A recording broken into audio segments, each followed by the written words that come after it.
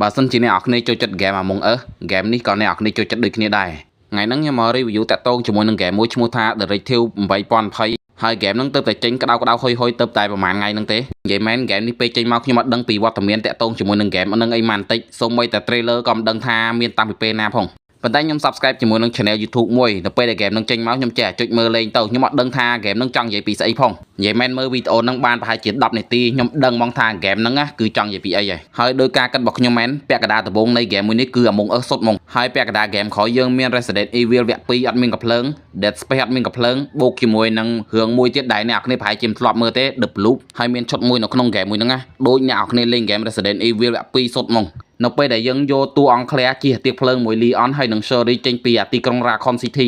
ហើយកំឡុងពេលហ្នឹងយើងមិនឃើញជាមួយនឹងភ្នែកយក្សមួយស្ថិតនៅក្នុងធ្មេញរបស់អាសត្វអីម្យ៉ាងនិយាយថាឈុតពីរហ្នឹងគឺអត់ខុសគ្នាហ្មងនិយាយមែនហើយហ្គេមមួយនេះខ្ញុំអត់ដឹងថាជាហ្គេមប្រភេទអីទេខ្ញុំគ្រាន់ដឹងថាហ្គេមហ្នឹងយើងត្រូវដើរតាមសាច់រឿងរបស់គេហើយពេលអ្នកនរគ្នាលេងហ្គេមមួយនេះអ្នកនរគ្នាត្រូវតែប្រយ័ត្នជាមួយនឹងសកម្មភាពរបស់យើងឲ្យខ្លាំងមែនទែនជំរឿរបស់យើងអាចធ្វើឲ្យតួអង្គផ្សេងដែលនៅក្បែរយើងអាចងាប់បានអញ្ចឹងជំរឿដែលគេដាក់ឲ្យយើងនៅលើអេក្រង់ហ្នឹងយើងត្រូវតែប្រយ័ត្នមែនទែនក្នុងការជ្រើសរើសហ្គេមមួយនេះយើងត្រូវតែស្ដាប់ជាមួយនឹងតួអង្គដែលគេនិយាយមុននឹងរើសជំរឿដែលអ្នកនរគ្នារើសដែលវាអាចប៉ះពាល់ទៅដល់អនាគតបានហ្គេមហ្នឹងតាំងពីក្បាលរឿងដល់កតុយនៃសាច់រឿងតួអង្គស្លាប់ច្រើនឬតិចគឺស្ថិតនៅលើសកម្មភាពយើងហ្នឹងហើយ mechanic game មួយនេះគឺអត់មានអីញញ៉ៃទេមានតែដើរលោបមើលរបស់មើលសកម្មភាពតួអង្គនិងរើសជំរើសហើយនិយាយមែនហ្គេមនេះដើរបានតែ1ម៉ោងឯងខ្ញុំលេងຕົកចិត្តតួអង្គណាទាំងអស់ហើយមូលហេតុគឺដោយសារតែយើងកំពុងតែស្ថិតនៅក្នុងពិភព Among Us ហើយតួអង្គដែលខ្ញុំຕົកចិត្តបំផុតគឺជាតួអង្គណាដែលយើងធ្លាប់បជាតួអង្គនឹងហើយម្ដងលេងបដាគិតបដាថាចុះតួអង្គអាប៉ិហ្នឹងធ្លាប់ដើរទៅកន្លែងហ្នឹងអាប៉ិហ្នឹងទៅដល់កន្លែងហ្នឹងហើយមកវិញតិចមានបញ្ហាអីតិចអាប៉ិហ្នឹង imposter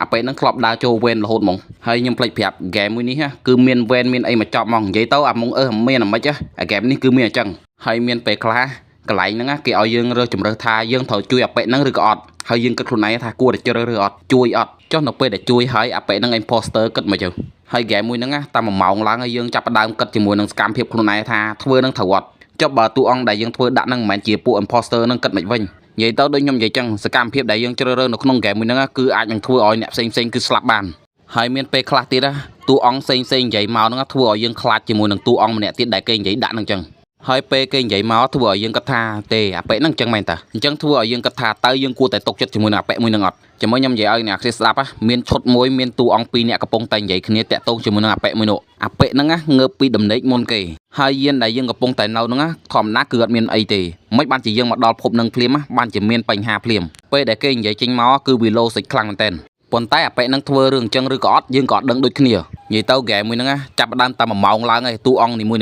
ហ្នឹងគឺចាប់ដើមលេងຕົកចិត្តគ្នាទៅវិញទៅមកហើយកុំថាឡើយតួអង្គហ្គេមហ្នឹងមិនຕົកចិត្តគ្នាសូម្បីតែខ្ញុំបើសិនជាខ្ញុំជាតួអង្គនៅក្នុងហ្គេមហ្នឹងក៏មិនຕົកចិត្តណាគេដូចគ្នាដែរឥឡូវអ្នកនរគ្នាសាកលេងហ្គេម Among Us មើលអ្នកនរគ្នាមានអារម្មណ៍ម៉េចអ្នកនរគ្នាជឿជាក់ជាមួយណាគេខ្លះហើយអ្នកទាំងអស់គ្នាຕົកចិត្តជាមួយនឹងមិត្តភក្តិទាំងអស់គ្នាប្រមាណភាគរយដែរដែលថាយើងឃើញជាមួយនឹងអ្នកផ្សេងស្លាប់នៅកន្លែងផ្សេងហើយយើងប្រកាសប្រមាណភាគរយដែលថាមិនមែនជាអ្នកដែលដើរជាមួយយើងនឹងជាអ្នកសម្លាប់ឥឡូវឧបមាថាអ្នកនរគ្នាចាប់បាន imposter មួយឯងចុះប្រកាសអត់ដែលថា imposter ហ្នឹងមានតែមួយហើយបើនិយាយពីហ្គេមហ្នឹងមកកណាត់ក្រោយវិញគឺខ្ញុំអត់ចង់និយាយតែនិយាយគឺ spoil ឯងប៉ុន្តែអ្នកនរគ្នាស្មើសម័យបានដូចថា Resident Evil វគ្គ2អត់មានកំភ្លើង Dead Space អត់មានកំភ្លើងហើយបូកគ្នាជាមួយនឹងសាច់រឿង The Loop យើងនឹងទទួលបានជាមួយនឹងសាច់រឿងអាមកណាត់ចុងក្រោយនៃហ្គេមមួយនេះនេះហើយរឿងទាំងអស់ដែលខ្ញុំនិយាយមិញហ្នឹងវាគ្រាន់តែផ្នែកនៃការលេងហ្គេមទេឥឡូវចូលមកសាច់រឿងយើងវិញម្ដងហើយខ្ញុំនិយាយត្រង់ហ្គេមមួយនេះគឺខ្ញុំអត់ខ្វល់ពីសាច់រឿងទេខ្ញុំគ្រាន់តែចង់ដឹងថានៅពេលដែលតួអង្គមួយជួបជាមួយនឹងស្ថានភាពមួយតើតួអង្គហ្នឹងវាដោះស្រាយជាមួយនឹងស្ថានភាពហ្នឹងមិនវិញហោះដែលយើងជួបជាមួយនឹងតួអង្គមួយហើយយើងដឹងថាតួអង្គហ្នឹងគឺអត់ស្រួលទេប៉ុន្តែសាច់រឿងហ្គេមរបស់គេយើងត្រូវតែដើរតាមជាមួយនឹងតួអង្គមួយហ្នឹងយើងចាំមើលថាសកម្មភាពតួអង្គហ្នឹងនឹងធ្វើអីគេបើសាច់រឿងរបស់គេនិយាយតាក់ទងជាមួយនឹងមនុស្សមួយក្រុមជិះយានទៅដល់កន្លែងភពមួយ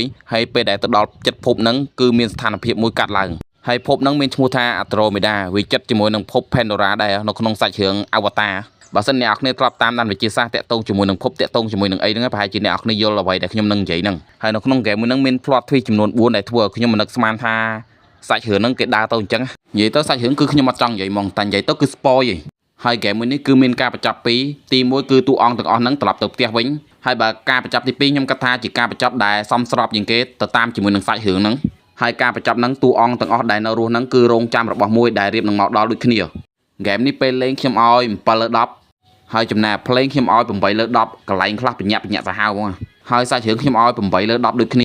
ហើយបើហ្គេមមួយនេះអ្នកគ្នាសួរខ្ញុំថាតើ recommend ឲ្យអ្នកគ្នាលេងអត់បើសិនជាអ្នកគ្នាផ្ដោតទៅលើហ្គេមមិនបាច់ទេតែបើអ្នកគ្នាផ្ដោតទៅលើសាច់រឿងអ្នកគ្នាគួរតែលេងហើយដឹងស្រាប់ហើយបើផ្ដោតទៅលើសាច់រឿងអ្នកគ្នាត្រូវតែចេះភាសាអង់គ្លេសនឹងឯង